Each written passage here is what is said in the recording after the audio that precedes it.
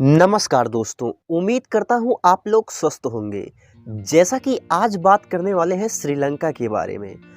जैसा कि श्रीलंका भारत का पड़ोसी देश है, जैसा कि भारत के मैप को जब आप देखेंगे तो आपको भारत के दक्षिण की तरफ लटका हुआ श्रीलंका मिलेगा। तो ऐसे में आज श्रीलंका के ही बारे में बात करने वाले हैं। जैसा कि पिछले दिनों आई खबरों में आपने सुना होगा कि श्रीलंका आर्थिक संकटों के दौर से गुजर रहा है।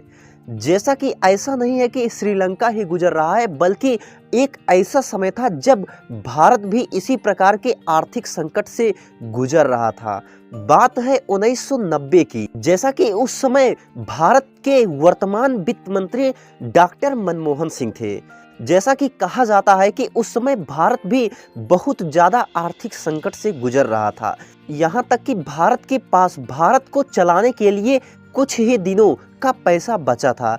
ऐसे में उस समय के वर्तमान वित्त मंत्री डॉक्टर मनमोहन सिंह ने बड़ी ही कुशलता के साथ भारत को आगे बढ़ाया। वहां से निकाल करके डॉक्टर मनमोहन सिंह ने एक बार फिर से मजबूत स्थिति में ला दिया और आज समय यह है कि भारत एक मजबूत राष्ट्र के रूप में उभर करके सामने आया है। तो ऐसे में आज हम भारत के बारे में नहीं बल्कि श्रीलंका के बारे में बात करने वाले हैं। तो आइए श्रीलंका को ही समझने का प्रयास करते हैं। ऐसे में श्रीलंका को समझने से पहले हम एक बार चीन की तरफ नजर डालते हैं। जैसा कि आप लोग चीन की विस्तारवादी नीति से तो भली भांति परिचित होंगे। जैसा कि चीन की नीति है कि किसी भी देश को जिसे पैसे की कमी है, पहले उसे कर्ज में पैसे देना और बाद में उसके स्थानों पर कब्जा कर लेना।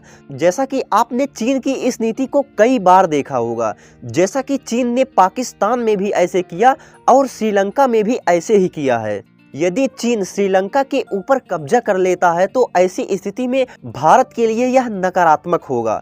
जैसा कि आप भारत और चीन के रिश्तों से भली भांति परिचित होंगे। ऐसे में यदि चीन श्रीलंका पर कब्जा कर लेता है तो ऐसी स्थिति में भारत के निचले साइड यानी कि दक्षिणी क्षेत्र पर चीन की नज़र होगी। तो ऐसी स्थिति में भारत नहीं चाहेगा कि चीन श्रीलंका पर कब्जा करे। जैसा कि भारत के मुकाबले चीन कहीं ज़्यादा मजबूत राष्ट्र है, तो ऐसी स्थिति में जैसा कि श्रीलंका ने भारत और चीन दोनों देशों से मदद मांगी, ऐसी स्थिति में यदि चीन श्रीलंका की मदद करता है तो ऐसे में भारत के लिए यह खतरनाक साबित हो सकता है।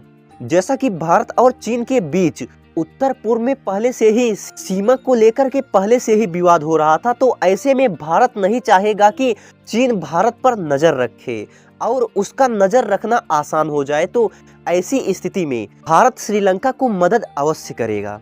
जैसा कि श्रीलंका अपने इतिहास में सबसे खतरनाक आर्थिक संकट से गुजर रहा है। जैसा कि श्रीलंका ने वैश्विक संस्थानों से मदद न लेकर के अपने पड़ोसी देश चीन और भारत से मदद की गुहार लगाई है।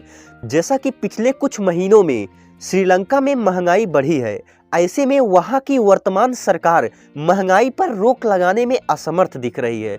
जैसा कि वर्तमान समय में श्रीलंका में गोटबाया राजपक्षे और महिंद्रा राजपक्षे की सरकार है, तो ऐसी स्थिति में उनकी सरकार द्वारा महंगाई पर लगाम न लगा पाने की वजह से उनकी खूब आलोचना हो रही है। जैसा कि श्रीलंका ने बढ़ते ब्याज दर को घटाने के लिए और कम ब्याज को बनाए रखने के लिए ढेर सारी मुद्रा छापी।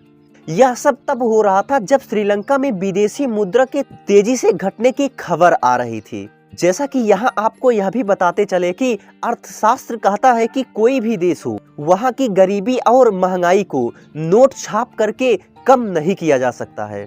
जैसा कि इन सब खबरों के बीच यह भी खबर निकलकर सामने आई थी कि श्रीलंका के केंद्रीय bank central bank of Sri Lanka ने अपने पास रखे हुए आधे से अधिक गोल्ड रिजर्व को बेच दिया। जैसा कि भारत ने भी 1990 के दशक में अपने गोल्ड को बेचा था। ऐसी स्थिति में कहा जा रहा है कि वर्तमान समय में श्रीलंका की स्थिति बहुत ही खराब हो चुकी है।